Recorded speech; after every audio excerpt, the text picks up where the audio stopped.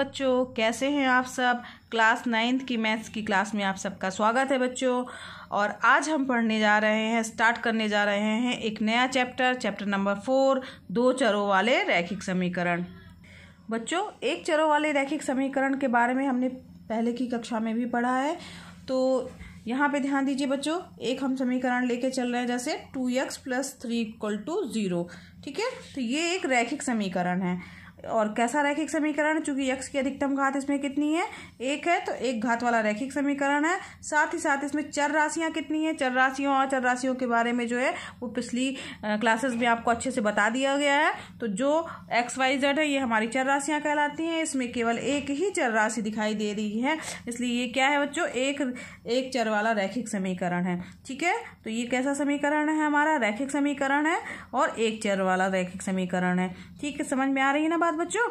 अब इसी तरीके से अगर हम एक और समीकरण की बात करते हैं, 3y + 4 = 0। इस समीकरण को गौर कीजिए बच्चों। तो ये भी हमारा क्या है, इसमें एक ही चर राशि है। कौन सी चर राशि है, y, जो कि अलग है, x से अलग है, लेकिन चर राशि कितनी है, एक ही है, इसलिए ये भी क्या है, एक चर राशि वाला रैखिक समीकरण है। समझ में आ रहा है ना बच्चों।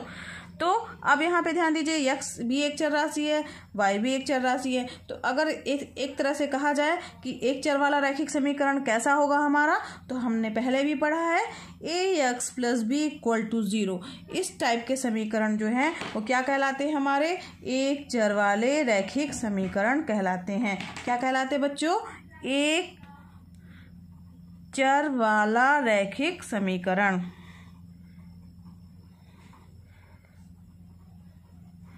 ठीक है, अब एक चर वाले रैखिक समीकरण तो आपको समझ में आ गए। ठीक, अब यहाँ पर चर राशि कौन सी है, केवल x दी हुई है। x की जगह कोई भी होगी चर राशि, लेकिन एक ही होगी। अब हम चूंकि हमारा चैप्टर है वो दिया हुआ है दो चरों वाले रैखिक समीकरण, तो दो चरों वाले रैखिक समीकरण के बारे में अगर हमें समझना है तो आइए एक और उदाहरण लेके चलते हैं। जैसे बच्चों कहा गया कि नागपुर में भारत और श्रीलंका के बीच खेले गए एक दिवसीय अंतर्राष्ट्रीय क्रिकेट मैच में दो भारतीय बल्लेबाजों ने एक साथ मिलकर के 176 रन बनाए। कितने रन बनाए बच्चों, 176 रन बनाए। अब इस जानकारी को एक समीकरण के रूप में अगर हमें व्यक्त करना है तो कैसे हम व्यक्त करेंगे, तो मान लेते हैं क्योंकि अब यहाँ पे दोनों बल्लेबाज जो हैं वो किसी भी बल्लेबाज के द्वारा बनाए गए रन तो पता नहीं हमें कि किसने, ए ने कितने, या एक पहले वालेबाज ने क्या बनाए हैं रन, दूसरे बल्लेबाज ने क्या बनाए हैं ना। तो लेकिन हमें टोटल रन पता है कि टोटल रन कितने बने हैं, 176 बने हुए हैं। तो मान लेते हैं कि जो अज्ञात राशियां हैं या जो रन बनाए गए हैं वो x और y के रूप में प्रकट कर दिया गया है। यानी एक बल्लेबाज के द्वारा बनाए गए रन मान लिया हमने क्या लिए, x, ठीक है, और दूसरे बल्लेबाज के द्वारा बनाए गए रन कितने हैं, y, ये हमने मान लिया है बच्चों। तो यहाँ पे दिया है कि दोनों बल्लेबाजों के द्वारा बनाए गए रन कितने हैं, 176। तो इसे हम किस तरीके से व्यक्त करेंगे, x + y = 176। ठीक है, तो ये हमारा जो है वो एक समीकरण बन गया। अब यहाँ पर और एग्जाम्पल देखिए बच्चों, p + 4q = 7। अब इन दोनों एग्जाम्पल, एक और एग्जाम्पल लेके चलते हैं हम, 1.2s + 3t = 5। ठीक है बच्चों, अब तीनों ये एग्जाम्पल जो दिए हुए हैं इन पे गौर कीजिए। यहाँ पर हमारे पास कितनी चर राशियाँ हैं, पहले वाले में भी चर राशि 1, 2, x और y दो अलग अलग चर राशियाँ हैं। इस वाले में भी ध्यान दीजिए, x y नहीं है बल्कि p और q हैं, दो चर राशियां हैं। इसी तरह तीसरे वाले समीकरण की ओर हम गौर करते हैं, तो इसमें कितनी चर राशियां हैं बच्चों, s और t, दो अलग चर राशियां हैं। तो यानी कि ये जितने भी समीकरण, ये तीनों समीकरण हमारे क्या है, दो चरों वाले रैखिक समीकरण हैं। ठीक, तो ये दो चर है इसमें, इसलिए इनको क्या कहा जाएगा, दो चरों वाले रैखिक समीकरण कहा जाएगा। तो अब इसका मानक रूप क्या होगा बच्चों, इस समीकरण की ओर देखिए, इसे हम क्या लिख सकते हैं बच्चों, x + y - 176 = 0, p + 4q - 7 = 0, फिर 1.2s + 3t - 5 = 0। ये देख रहे हैं ना बच्चों।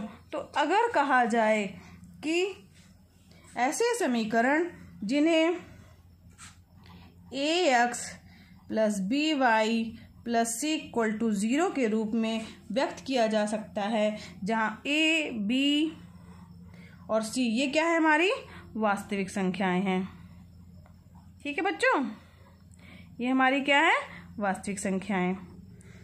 तो ऐसे समीकरण को हम क्या बोलेंगे बच्चों, दो चरों वाला रैखिक समीकरण कहेंगे।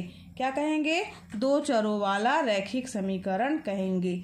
ठीक है, इसके लिए एक चीज और ध्यान दीजिए बच्चों, ये दो चरों वाला रैखिक समीकरण तो है, लेकिन कंडीशन और होगी, यहाँ पर ए और बी की वैल्यू शून्य नहीं होनी चाहिए।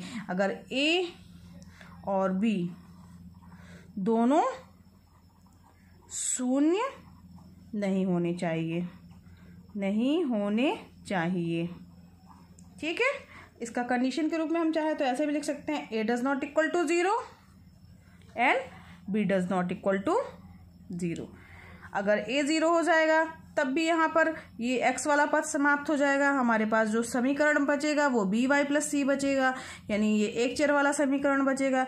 इसी तरह अगर b जो है अगर वो 0 हो जाएगा तो भी हमारे पास केवल ax प्लस सी बचेगा, जो कि एक चर वाला समीकरण होगा। इसलिए दो चर वाले समीकरण के लिए ax plus b y plus c equal to 0 होना चाहिए, और जहाँ पर a does not equal to 0 and b does not equal to 0, और a b c क्या है, हमारी वास्तविक संख्याएं हैं। ये हमारा क्या है बच्चों, मानक रूप है दो चरों वाले रैखिक समीकरण का। दो चरों वाले रैखिक समीकरण का मानक रूप।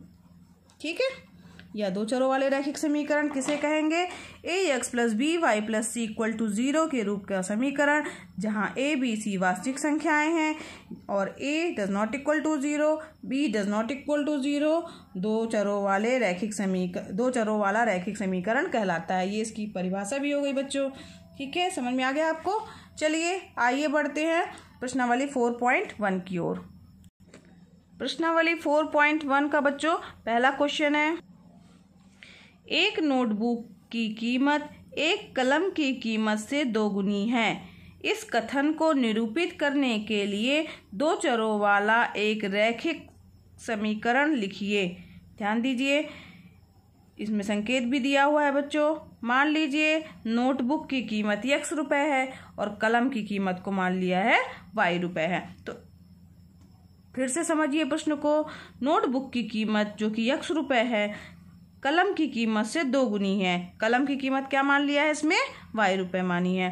तो यानी एक नोटबुक होगी और दो क्या होंगी हमारे पास, कलम, तब वो दोनों की कीमत क्या होगी, बराबर होगी। तो इसे किस तरीके से हम समीकरण के रूप में लिखेंगे बच्चों, आइए देखते हैं इसका हल कैसे लिखेंगे। सबसे पहले बच्चों हम मानेंगे कि नोटबुक की कीमत क्या है, x रुपए है। तो लिखेंगे हम, माना नोटबुक की कीमत x रुपए है।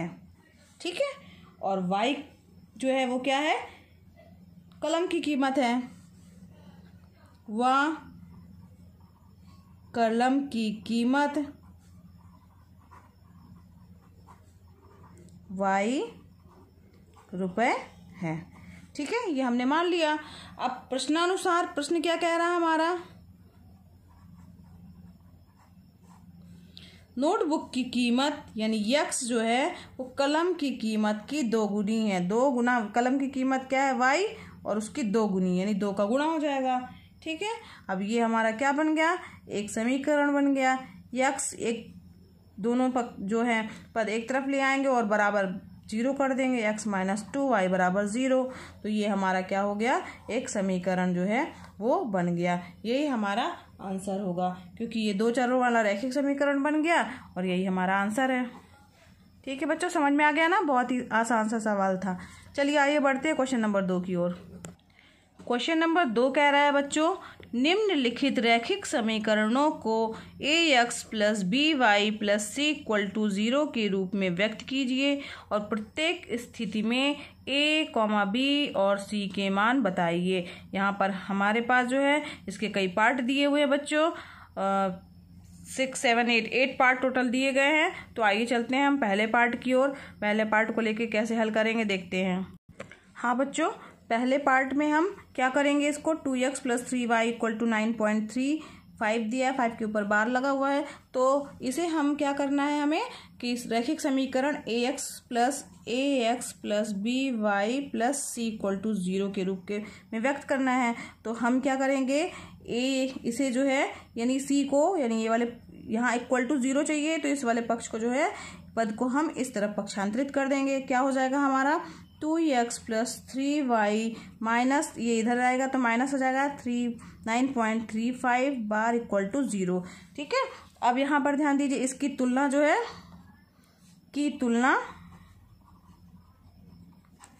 ax + by + c = 0 से करने पर, 0 से करने पर, अब इससे हम तुलना करेंगे। अब हमें क्या दिख रहा है, a बराबर क्या दिख रहा है बच्चों, a की जगह क्या दिख रहा है 2, b बराबर क्या दिख रहा है, b की जगह 3 दिख रहा है, और c की जगह क्या दिख रहा है -9.35 बार। ठीक है, इस तरीके से हमारे पास ये ABC की वैल्यू आ गई। यानी हमें इसे इस रूप में व्यक्त करना था जो कि ये है, और तुलना करके ABC के मान ज्ञात करने थे। तो A का मान 2, B का मान 3 और C का मान जो है -9.35, ये हमारा आंसर हो गया। यही हमें ज्ञात करना था बच्चों कि ABC के मान ज्ञात करने थे और इस रूप में हमें लिखना था। ठीक है, बहुत ही आसान है इसको। अब इसी तरीके से इसका एक दूसरा जो है, दूसरा देख लेते हैं। ये थोड़ा सा बटे के रूप का है, बाकी फिर आगे देखते हैं। ठीक है, दूसरा पार्ट लेके चलते हैं। इसका सेकंड वाला पार्ट दिया हुआ है बच्चों, x - y/5 - 10 = 0। तो बच्चों ये तो सरल सा ही है। यहाँ पे ध्यान दीजिए, इसे चूंकि ax + by + c = 0 के रूप में लिखना था, तो ये इसी टाइप का ही है। इसमें यहाँ बराबर 0 दिया ही हुआ ऑलरेडी, तो हमें इसे इस तरफ पक्षांतरित करने की ज़रूरत नहीं है, सिर्फ हम इसकी तुलना करेंगे ना।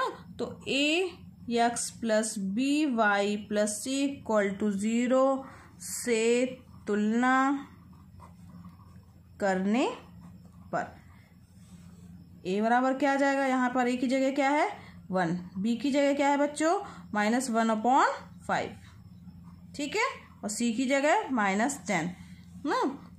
यह है ax + by + c = 0 के रूप का है। ठीक है, ये ax + by + c = 0 के रूप का है, और इसकी तुलना जब हमने कर दी तो हमारे पास a का मान, b का मान और c का मान भी ज्ञात हो गया बच्चों। है ना बहुत आसान ये सारे क्वेश्चंस। तो इसका क्वेश्चन नंबर 3, एक क्वेश्चन और बता दे रहे हैं, क्वेश्चन नंबर 5 लेके चलते हैं।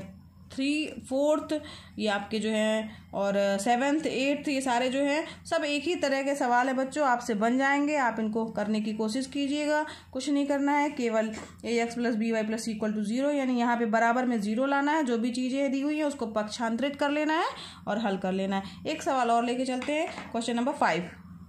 क्वेश्चन नंबर 5 दिया है बच्चों, 2x = -5y।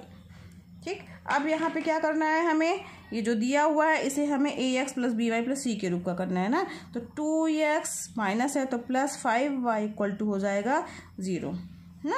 और यहाँ पे c की वैल्यू 0 दी, समझ सकते हैं। इसको क्या लिख सकते हैं हम, 2x + 5y + 0 = 0।